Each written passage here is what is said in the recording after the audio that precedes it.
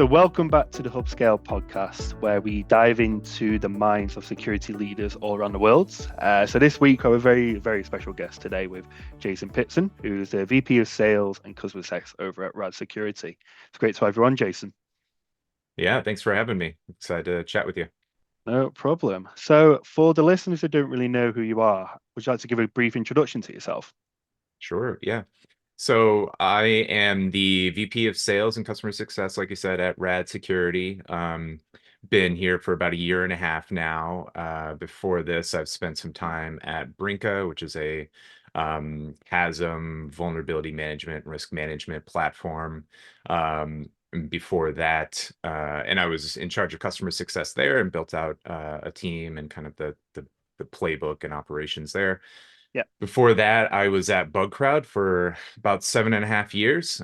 Started out as the first dedicated salesperson and took on various different sales leadership roles. And then the last 2.5 years, revamped and built out our customer success program there. Mm. And before that, spent about 4.5 years at Rapid7, where I got started. And my original boss is now my CEO, so that's always a fun kind of through line. And spent a couple of years over in Europe getting the European operations set up with Rapid7. Nice. Yeah, it's good to see the full circle happening there too. But yeah, obviously Yeah. for the podcast today, I want to cover a few different topics. However, to start, I thought it'd be great for you to give an introduction to Rad Security to the listeners who don't really know what you guys do. Yeah, definitely. So Rad Security is a cloud infrastructure security platform. We cover three main use cases. There's, of course, plenty of nuanced outcomes that customers get out of that. But first one is a Kubernetes-centric visibility and security posture management use case that covers questions like how are my Kubernetes manifests configured? Where are the misconfigurations? Where are we not lining up with benchmarks? That sort of stuff. What containers are running and where? What are my top most vulnerable images that are deployed? And are any of those CVEs reachable at runtime? We add this really cool kind of connected tissue layer on top of all of those traditionally very siloed tool sets to help folks speed up their investigations, build preventative guardrails, all of that. Um, Second use case is the sexy new behavioral cloud detection and response use case, and this is evolving from the legacy detection and response where everybody writes a never-ending library of detection signatures, chasing anything bad that's ever happened, anything bad that could happen. Lots of false positives, lots of misses as well. And so our approach is really to just build a baseline of your behavior and monitor that behavior and identify, process, analyze any sort of drift and print it out into a nice SOC analyst friendly readout so that, again, it's faster investigations, faster remediations. And then the third use case is really kind of those same concepts applied to identity layer in the cloud and in Kubernetes in particular. It gets really complicated really quickly. And so we help figure out who has access to what kind of access, do they need that kind of access? So help right sizing, user access audits, all of that fun, tricky activities. Cool. No, I know I've been following you guys for a while, and yeah, really excited to see what the future has in store for you guys, especially after the innovation sandbox as well. But yeah, Yeah. no, cool. But no, like I said, it's you've got a very extensive background, a really exciting one as well, Jason, having worked at Rapid7 Bookcrown in the early days and building out them. One thing which obviously really resonates is quite exciting to see is yourself open up territories and building sales teams in different regions. So yeah, talk to me about the kind of initial steps you kind of took when establishing a sales team in the likes of Amsterdam or London. Yeah, definitely. So I started at Rapid7 in July of 2009. Mm. Basically fresh out of college, had done some door-to-door office supply sales before I landed at Rapid7, and that was uh interesting, let's call it.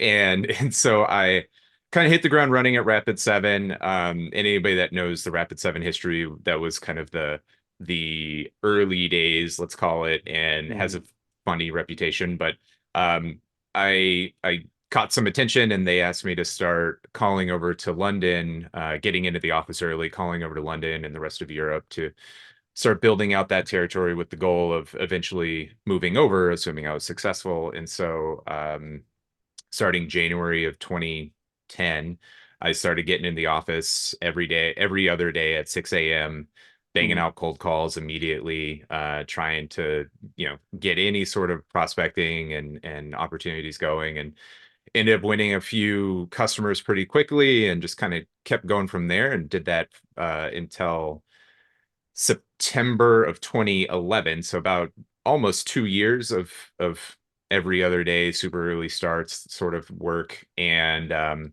built up a good customer base. Of we eventually hired on a couple of other sales reps. I moved over. We brought another senior SE from our LA office at the time, mm. and we just started going from there. And then some things didn't work out in London with visas and everything. So we pivoted over to Amsterdam and rinse and repeated on the hiring process. Found some really good multilingual folks. That was a super important part of, the lessons learned type of thing. Yeah. And hired up a pretty good team there. Okay, cool. Yeah, I guess as a fresh college graduate going over to Amsterdam is probably the dream, isn't it? Um, but Yeah, London and Amsterdam were definitely personally a great time for me. Yeah. yeah, no, I completely agree. But Yeah. so what was the kind of cultural differences you might have seen, or how did that kind of influence your approach to building and managing those sales teams, like managing a team in America compared to managing a team in the EMEA region? Yeah, I think London was more similar to America. You guys are our granddads type of thing. Yeah, And yes, our birthday coming up next week. yeah, And so that was pretty straightforward. We of course had a ideal salesperson profile that we were hiring for, and we were still very kind of scrappy. We were the underdogs in the market. Qualis, mm, Encircle, Foundstone was still a big deal back then. So we needed people who could put in hard work, who were creative, who could navigate and pivot on conversations. Um, Europe was more interesting and more challenging because it's the mainland Europe, as far as like technology adoption, is yeah, always a few years behind. And so mm, the sales reps that we encountered were coming from bigger companies, and so it was a little bit trickier to find the right profile. But what we found was, because of mainland Europe's technology adoption style, the sales reps that had that kind of slower approach, I guess is a way to call it, mm. did end up fitting well, and we had some good success. Okay, cool.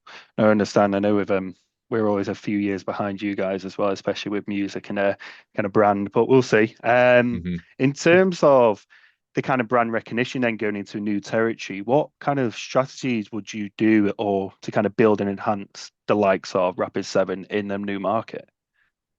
Yeah, Europe definitely opened my eyes to the channel.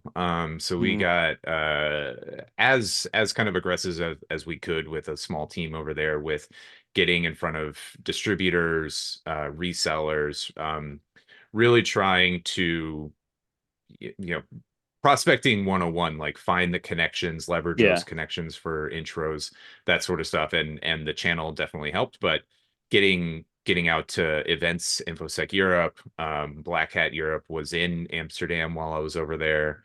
Mm. Um, any sort of like local events that we could, it was that was key for us.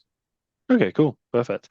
And then for someone listening today that might be looking to open up a new region or new territory, what were the kind of main challenges that you faced when setting up a sales team in new regions?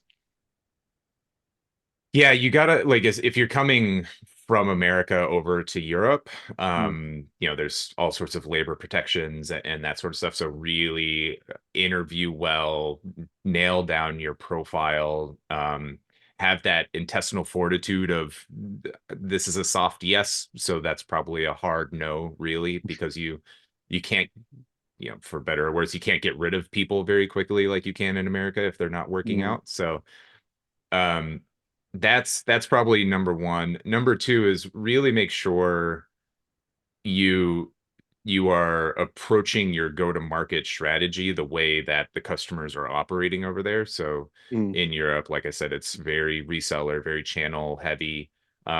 You certainly can go direct just fine, but it's going to be a harder push. And the same within the States. There's Yeah. there's certain regions in the States that are really reseller channel friendly. There's events, whatever, and then there's other territories where it's not. So you just got to make sure you're planning and hiring appropriately. Yeah. Cool. Perfect. No, makes sense. Great. And that kind of leads well into the next topic. So like you kind of mentioned there, you've been building and opening new territories and new sales teams for the last kind of 10 to 15 years. Um, what would you kind of feel like is the main difference from building a sales team back in 2010 for Rapid7 compared to building a sales team now in a 2024 for, yeah, Rad Security? Um, that's a good question. I think with like remote work, Mm. both as a seller and on the customer side, being more prevalent in cybersecurity for sure. Yeah. You gotta really make sure you're being more deliberate about, like, are we going to have an SDR team? Are those SDRs going to be fresh out of college, or are they going to have 6 months of experience? Do we want to have a centralized SDR team, or are we okay with them being remote? Same with junior AEs or senior AEs. And so I think you just got to be more deliberate, because back, Mm. 29, 2010, there was no work from home for salespeople for sure, unless you were like a true field rep. Yeah. Um, yeah, and so I think that's probably like the biggest consideration is where and how are people going to work. I think the second is, for better or worse, Rapid7 back then was a bit aggressive in their hiring process, and Mm. and I just think with like the review boards and the internet as a whole, how it operates, you just can't do that. You've got to have a good reputation. You can't just hire and churn people left and right.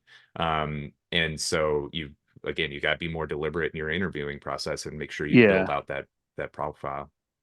Okay, cool. Yeah, so for obviously the key feature that keeps on coming up is making sure you're hiring the right people. So how would you feel like the kind of recruitment process or criteria has almost kind of evolved over the kind of past decade?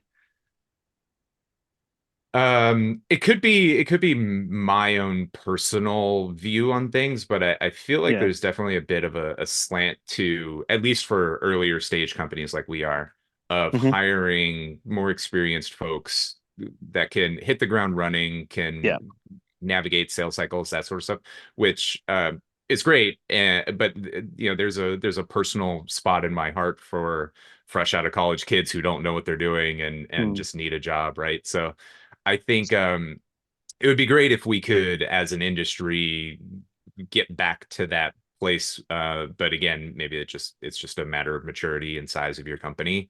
Yeah. Um, yeah.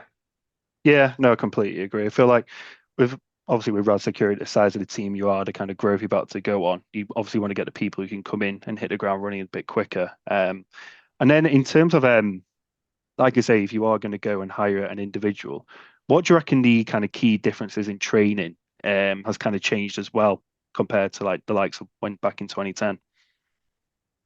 I I would say, at least my personal philosophy, there's probably not a lot of differences in training, given how well Rapid7 trained me, both Yeah. industry and sales process. And I literally have like my notebook from day one training all the way through the multiple years of kind of regular sales training sessions that I look back at pretty regularly. It's pretty beat up Mm. now, of course, but I think Yeah. and where I'm coming from, that is, I think as sellers,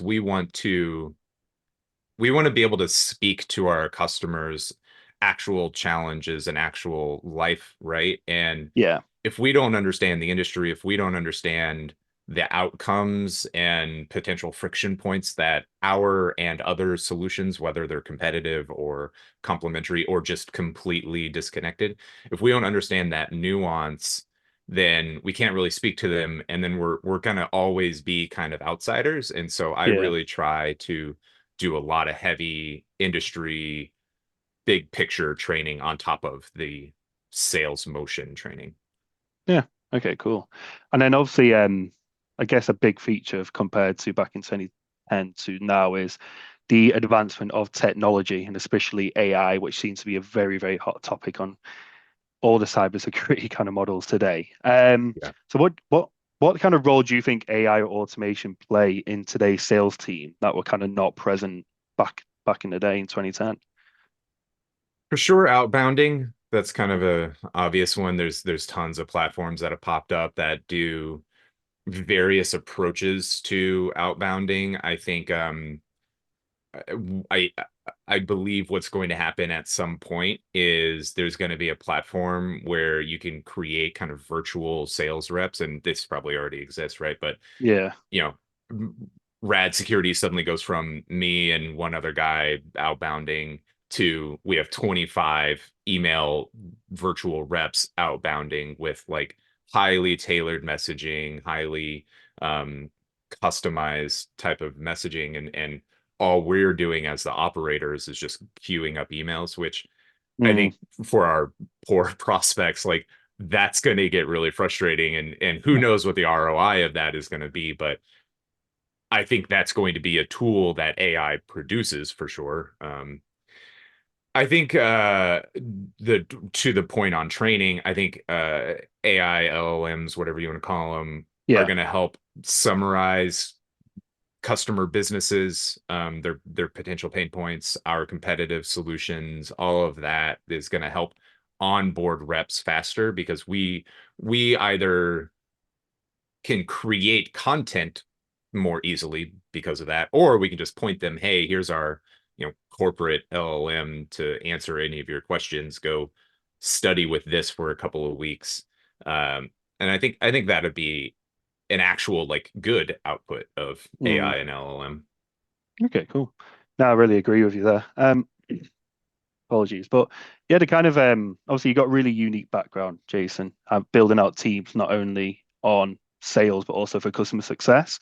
So it kind of leads into the last topic of kind of the importance of CS for a sales function. But before kind of getting into the absolute dips and dives of it, how would you define customer success in the context of your kind of sales strategy?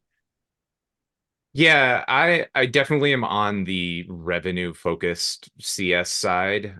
Yeah. I very much enjoy the technology. I consider myself a more technical salesperson than most, but I still am not an engineer. I'm not going to be able to, code an API script for you or anything like that. And so Mm, my approach is let's focus on the outcomes, let's focus on customer adoption and hitting those goals that they prescribed to us while they're going through the POC. Let's map to those, let's nail them early on so that renewals are easy, yeah. upsells are easy. They're not really like I'm trying to upsell you, it's more just kind of a natural output of making them successful. So I guess while I say I'm revenue focused, it's like revenue is the goal, of course, but success of the customer is Mm, how we get there. yeah. Yeah, because you especially with the kind of larger organizations, you might see a bit of divide in sales and customer success. But Mhm. how closely do you believe should the kind of CS team work with sales to really ensure that success for the whole client? Of course, it's gonna vary depending on the technology itself. Is it a Yeah. super transactional widget? Then they can be probably pretty separate. Mm, In a true enterprise solution, they've got to be hand in hand. At Brinka, I think we did a really good job with the sales team of overlapping CS intros before customers even said, yes, we want to go with Brinka, so Yeah. that we could walk them through the process of onboarding, the process of getting them deployed, Yeah. and just building that trust and that connection early on so that the handover was super smooth. And then sales also stayed in touch with customers and continued to kind of help support the transition. And I think that was a really good process. And that's what we did at Bug Crowd too. Mm. And when I changed the way Bug Crowd was structured, we went from basically zero upsell to something like 50-60% of our new ARR was via upsell and cross sell. So Yeah. I think that just tight marrying of teams is super important. Okay, cool. Yeah, obviously, like you mentioned, having the sales be involved in the onboarding can make it a really smooth process. But what other kind of key elements would you almost implement in order to effectively onboard a customer to really ensure they get that early success? I think it starts from as strict as we possibly can adherence to ICP definition. Mm. Of course, there's going to be use cases that come along that stretch a business, and that's what we want, right? Like we can't just Yeah, stay the same thing forever. But in those cases, let's have a conversation with CS, let's have a conversation with product, and make sure that that stretch of a use case is still attainable. We're not just yeah. setting ourselves up for churn in 12 months. Mm. That's step one. Step two is really, and whether it's a stretch or strict adherence to ICP, really documenting their goals, their outcomes that they're looking to accomplish, and not just like, back at Bugrat, I always used to joke like running a bug bounty program is not the outcome, it's not the goal they're looking for. Like there's something next 2-3 steps below that. And so really documenting that and getting it like documented with a customer on a call in a slide deck on a Google Doc. It doesn't matter what format really, as long as Mm. it's like written down and everybody agrees. And having a pre-intro discussion, CS and sales around that document, make sure everybody understands it. CS can ask questions about like, what did they mean by that, or whatever it may be, Yeah, and then have basically that same conversation in front of the customer so that they can add their input, and then start implementing, doing whatever. I think that is core, right? And mm. if you can make those goals as metric driven as like especially if the product reflects those metrics in a dashboard or something like Yeah, that's key. And that's, to me, that's what CS at an early stage company is also really responsible for, is pushing product to make sure that the goals that they're consistently hearing can be reflected metric wise in a dashboard in the platform. So yeah. that handover doc is key. Okay, perfect. And obviously, having as many people speak to the customer and building those relationships is the most important thing, really, isn't it? So, how, and really to achieve that kind of customer success, how would you rate relationship building on the kind of scale? How would you reckon that's the kind of highest priority for you? Yeah, it's absolutely crucial. If Mm. you don't have a champion, you don't have a coach, you don't have visibility and communication with the ultimate buyer, then you might renew things, of course, but you're probably not going to upsell. You're probably not going to get a case study. They're not going to be a referral for you. Mm. And so building that relationship is fundamental to doing anything else success and revenue driven, right? Yeah, perfect. Well, no, I really appreciate the time anyway today. Yeah, I think we had a Yeah. great conversation. I'm sure the listeners will too. Probably the final question, which I want to finish with, probably the most exciting one as well, given your kind of early success moving to a different region. But if you could go back to 21-year-old Jason, what one piece of advice would you give him?